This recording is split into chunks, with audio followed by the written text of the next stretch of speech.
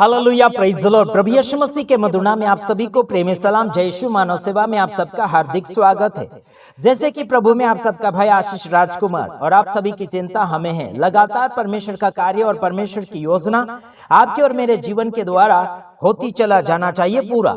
जैसे कि कमजोर लोगों को अपने साथ में लेकर उसे मजबूत करना चाहिए। जैसे आत्मिक लोग होंगे तो जो कमजोर लोग होंगे उन सभी को संगति में लेना चाहिए और साथ में लेकर उसे उसकी कमजोरी के ऊपर हंसना नहीं बल्कि उसकी कमजोरी को दूर करना है और उसे मजबूत करना है।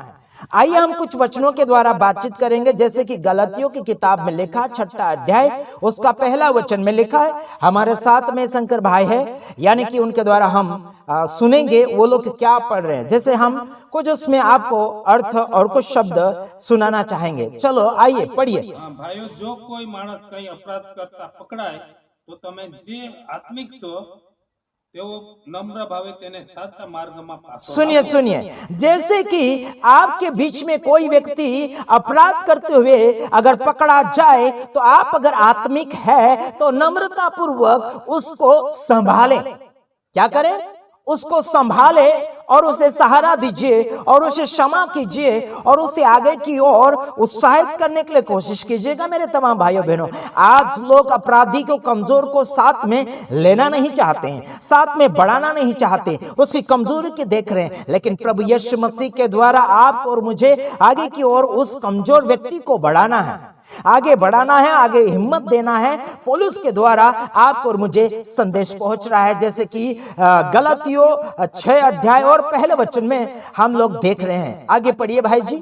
तू तारी पोतानी संभाल रख। हाँ, खुद का भी संभाल रखना चाहिए, खुद को भी संभालना चाहिए। कई बार लोग अपना ख्याल नहीं रखते और दूसरों को उठाने के लिए कोशिश करते हैं, तो उनकी कमजोरी के साथ साथ में वो लोग भी कमजोर हो जाते हैं, वो लोग भी गिर जाते हैं, वो लोग भी पाप में फंस जाते हैं। उसके बाद में कहते हैं कि हम तो अभी आगे बढ़ नहीं सकते। लेकिन यहाँ पर लिखा कि आपको भी खुद का संभाल, यानी कि खुद का संभालना चाहिए, खुद को संभाल लेना चाहिए। चलो आगे।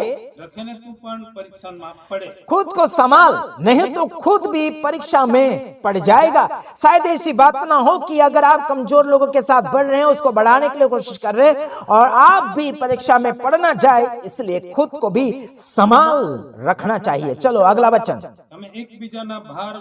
यहाँ पर लिखा गया कि तुम एक दूसरे का भार उठाओ। उनकी कमजोरी क्या है, उनका कर्जा क्या है, कर्जा भुगतने में मदद करो, उनका घर बनाने में मदद करो, उनकी बीमारी दूर करने में मदद करो, उनकी सहायता मदद करने के लिए आप उनका भार उठाओ, आप उनका वजन उठाएं।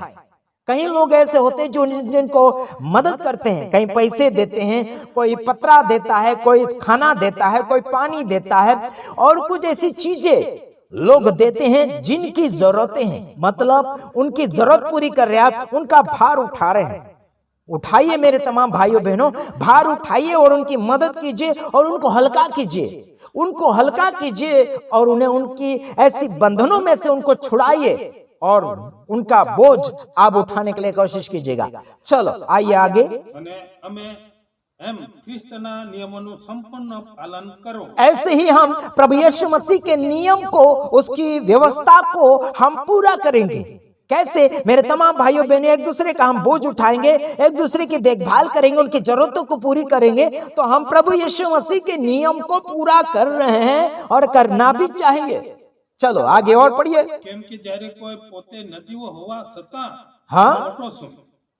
हाँ, खुद कुछ नहीं है होने पर भी बड़ापन बोलने के लिए या फिर बनने के लिए कोशिश कर रहे हैं। चलो आगे बढ़िए।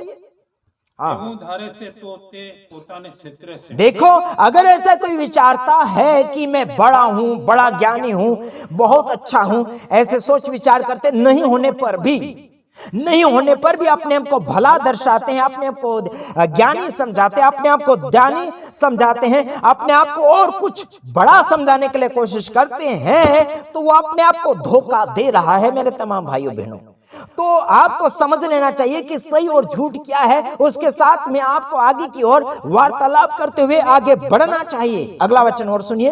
દરેક માણસે પોતાના આચરણ તપાસવું.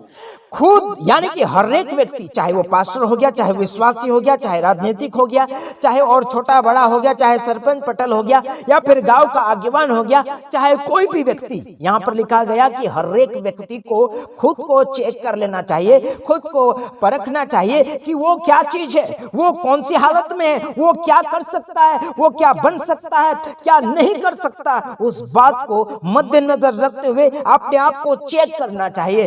चेक नहीं होने के कारण व्यक्ति गुमराह हो जाता है, कमजोर हो जाता है, हताश हो जाता है, किसी और के पास हमें जाना पड़ता है कुछ मदद मांगने के लिए, या फिर कुछ उत्साहितता, या फिर कुछ बोझ हल्का करवाने के लिए हम किसी और के पास जाते हैं। वो बात भी अच्छी है, बोझ हल्का करवाइए दूसरों के द्वारा या यीशु मसीह के द्वारा, लेकिन आपको खुद को परख लेना चाहिए, चेक कर लेना चाहिए कि आप प्रभु यीशु मसीह के नजर में और आम जनता के नजर में क्या चीजें, क्या महत्व रखते हैं, क्या बढ़ना चाहते हैं। चलो अगला वचन। और અને ત્યારે તેને બીજા કોઈ વિશે નહીં પણ केवल પોતાને વિશે અભિમાન કરવા. देखो यहाँ पर कहा गया अगर खुद को चेक कर लेता है तो किसी और के विषय में घमंड करने की आवश्यकता नहीं, बल्कि खुद के बारे में घमंड अभिमान करने का अवसर मिलेगा, मौका मिलेगा। यार दूसरों को ही कितना आदर करेंगे, दूसरों को ही कितना चने के झाड़ के ऊपर चढ़ाएंगे, दूसरे का ही मान सम्मान कितना करेंगे। लेकिन अगर खुद को अगर इंसान चेक कर लेता है तो खुद को भी अभिमान करने का मौका मिलता है कि मुझे प्रभु ने बढ़ाया है, मुझे प्रभु ने यहां तक पहुंचाया है, मुझे प्रभु ने इस योग्य, इस लायक तक पहुंचाया है। ऐसे कहने का भी अभिमान होगा, ऐसे कहने का भी मौका मिलेगा। यार हाँ आगे, કેમ કે દરેક પોતાનો બોજો ઉચકવો. खुद यानी कि सब अपना अपना बोझ उचकना सीख जाएगा। कब सीख जाएगा?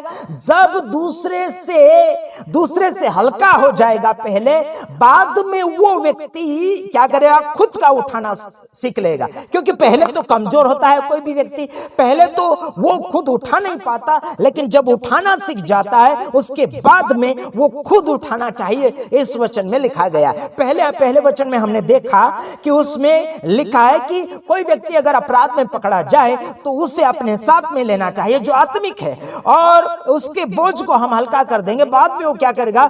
खुद अपना बोझ उठाना सीख जाएगा। यहां पर लिखा कि दर एक व्यक्ति, हर इंसान अपने बोझ को उठाना सीखे। क्या सीखे? अपने बोझ को उठाना सीखे। क्या सोच रहे हैं, क्या समझ रहे हैं, मुझे पता है इतना नहीं, बल्कि आपको हम इतना समझाना चाहते हैं कि अपने पैरों के बल खड़ा हो जाए, अपने पैरों के बल खड़ा हो जाए, अपने विश्वास के साथ आगे बढ़े, प्रभु यीशु मसीह के साथ आगे बढ़े। प्रभु यीशु मसीह आपको मजबूत करना चाहता है, अपने पैरों के बल आपको खड़ा करना चाहता है, आपको आगे की ओर अपने विषय में भी गवाही देने के लायक बनाना चाहता है।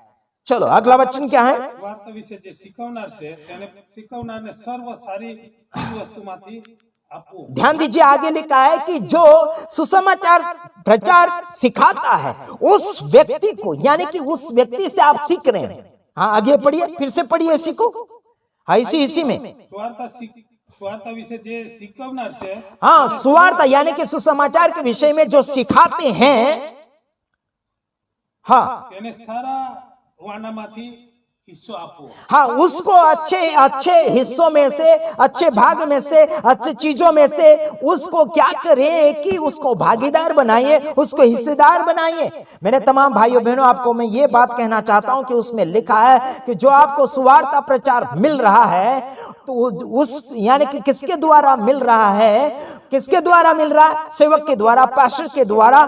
तो आपको क्या करना चाहिए? आपको क्या करना चाहिए कि उसको हिस्सेदार बनाइए। आपके दान में, दशमांश में हो गया, या फिर क्या बोलना चाहिए, जो भी आपके हिसाब से आप कर रहे हैं, है ना। हम तो दशमांश लेते नहीं, उसमें हम हिस्सेदार बनना भी नहीं चाहते हैं, बल्कि आपको ये बताना चाहता, आपके आमदनी में से, आपके फल में से, आपकी मेहनत में से, आपके नौकरी धंधों में से आप जो भी कर रहे हैं तो उसमें हिस्सेदार उसे बनाइए जिससे आप सीख रहे हैं। Hallelujah, praise the Lord. प्रभु आप सबको आशीषित करे इस वीडियो के द्वारा। गॉड ब्लेस यू, आमीन।